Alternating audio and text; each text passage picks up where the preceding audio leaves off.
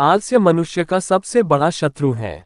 एक प्रतापी गुरु थे जो अपने सभी शिष्यों से बहुत प्रेम करते थे। अपने शिष्यों के हर गुणों और कमियों के बारे में पता कर उन्हें भविष्य के लिए तैयार करते थे। उनका एक ही मात्र लक्ष्य था कि उनका हर एक शिष्य जीवन के हर पड़ाव पर हिम्मत से आगे बढ़े। उनके सभी शिष्यों में एक शिष्य था जो अत्यंत भोला था, स्वभाव का बड़ा ही कोमल और सरल विचारों वाला था, लेकिन वो बहुत ज्यादा आलसी था। आलस के कारण ही उसे कुछ भी पाने का मन नहीं था। वो बिना कर्म के मिलने वाले फल में रुचि रखता था। उसका यह अवगुण गुरु को बहुत परेशान कर रहा था। वे दिन रात अपने उसी शिष्य के विषय में सोच रहे थे।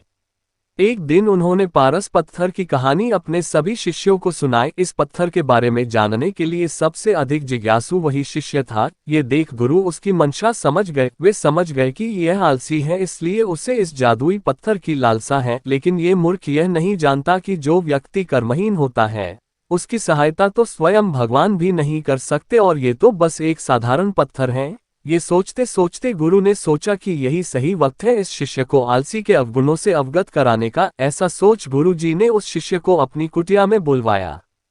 कुछ क्षण बाद कुटिया के भीतर शिष्य ने प्रवेश किया और गुरु को सिर झुकाकर प्रणाम किया। गुरु ने आशीर्वाद देते हुए कहा, बेटा, मैंने आज जिस पारस पत्थर की कहानी सुनाई वो पत्थर मेरे पास है और तुम मेरे प्रिय शिष्य हो, इसलिए मैं वो पत्थर सूर्य उदय से लेकर सूर्यास्त तक के लिए तुम्हें देना चाहता हूँ। तुम उससे जो करना चाहो कर सकते हो। तुम्हें जितना स्वर्ण चाहिए तुम इस पत्थर से इस दिए गए समय में बना सकते हो। ये सुनकर शिष्य की खुशी का ठिकाना न था। गुरुजी ने उसे प्रातः सूर्योदय होने पर पत्थर देने का कहा। रात भर वह इस पत्थर के बारे में सोचता रहा।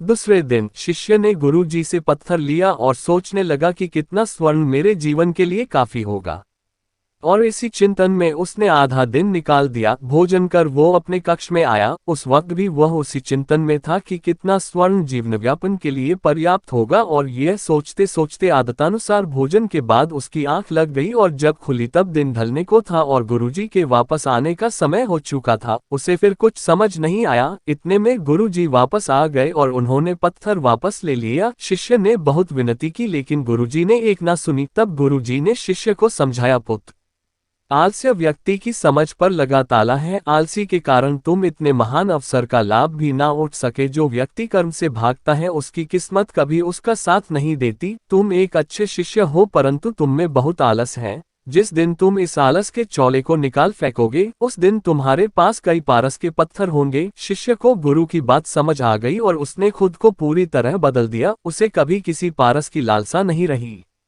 इस कहानी से आपको क्या शिक्षा मिली?